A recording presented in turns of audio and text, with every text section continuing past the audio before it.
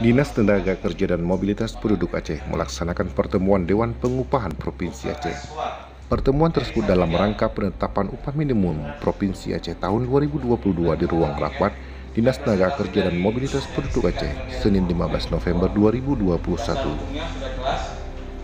Pelaksana tugas Kepala Dinas Tenaga Kerja dan Mobilitas Penduduk Aceh, Erwin Ferdinand, memimpin langsung pertemuan Dewan Pengupahan Provinsi Aceh yang didampingi oleh Sekretaris Dinas serta Kabid Hubungan Industrial dan Jaminan Sosial Tenaga Kerja. Mudah-mudahan ada persiapan penetapan upah minimum Provinsi Aceh tahun 2022 ini dapat memberikan pondasi yang kokoh dan penguatan sinergi stakeholder sehingga proses penetapan UMP Aceh tahun 2022 dapat berjalan dengan baik, tertib dan lancar tanpa kendala berarti.